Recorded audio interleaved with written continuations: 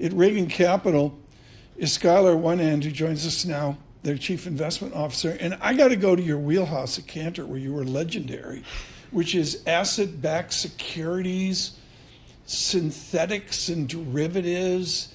When you look at commercial real estate, what's it doing through the prism of the trenches of Cantor Fitzgerald years ago, how worried are you about that creeping over into other debt spaces? I'm scared about commercial real estate, that's for sure. I'm not scared that it creeps into residential home loans or asset-backed or student loans. Commercial real estate, it's good until it's not. And you don't know, you have 5-year, 10-year leases, and that borrower can say, all right, I'm gone.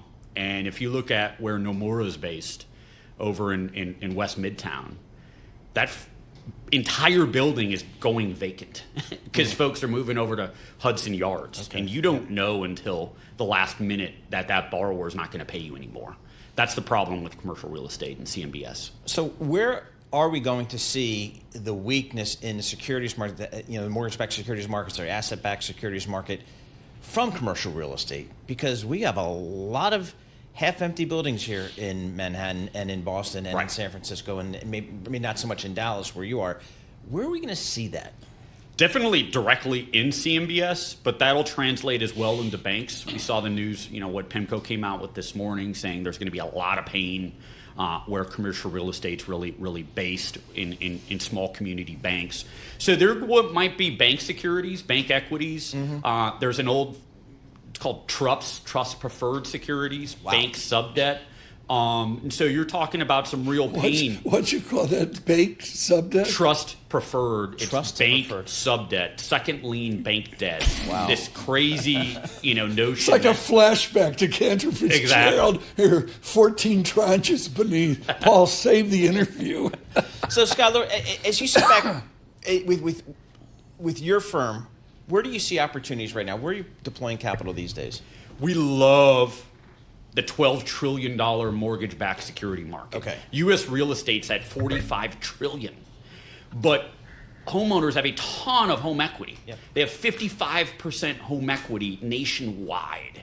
And so you have, A, borrowers have been paying down their home loans.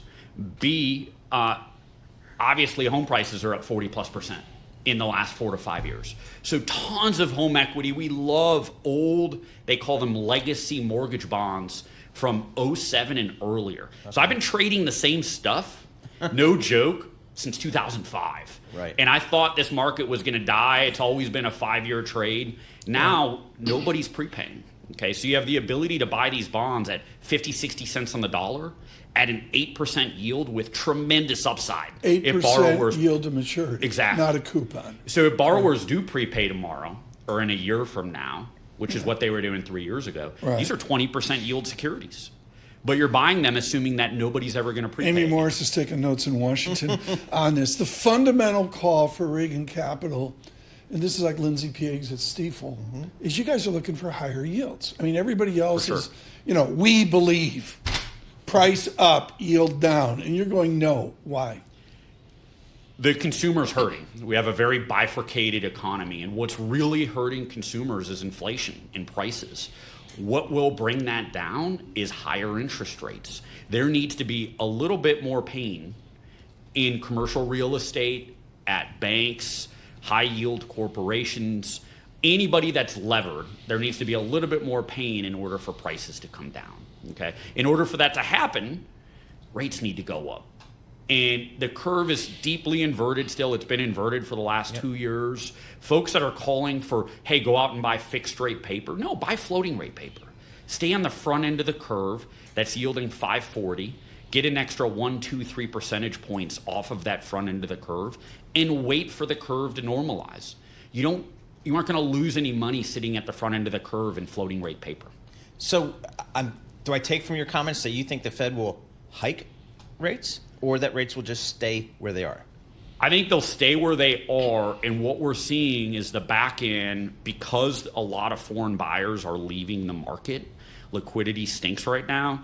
I hope that back end flattens out and normalizes. That will actually allow the Fed to then potentially cut rates in, let's say, a year from now. If we get the Skyler Weinand bond market, we're just farther away from a recovery over 5 or 10 years in bonds. Do you see us ever getting back to price up, yield down, as we saw with the Great Moderation? Or is it just... I hope that's not. ancient history? I hope we don't get back to 1 or 2%. But I want to refinance my mortgage.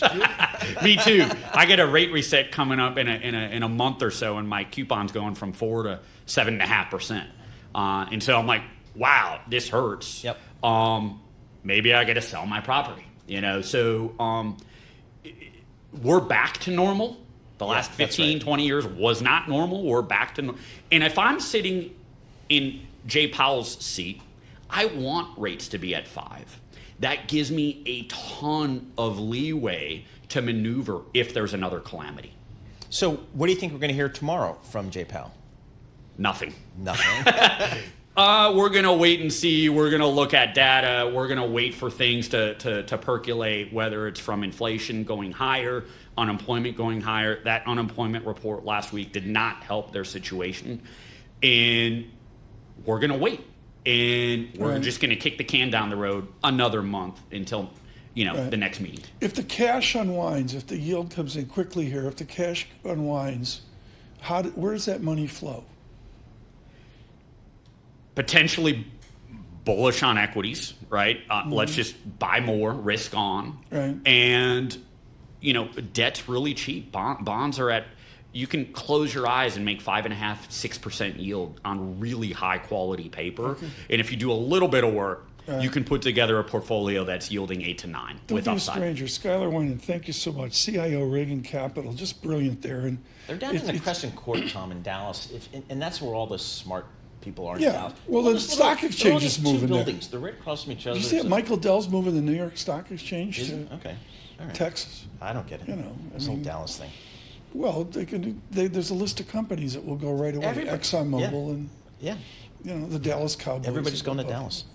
Well, that talks to country and Western. How about one song that made an artist? This song didn't even chart. It got the number 14. It was like, nothing. Okay. And when everybody heard it, they're like, are you kidding me? Who is this person? Casey Musgraves. This was the first song out of the box.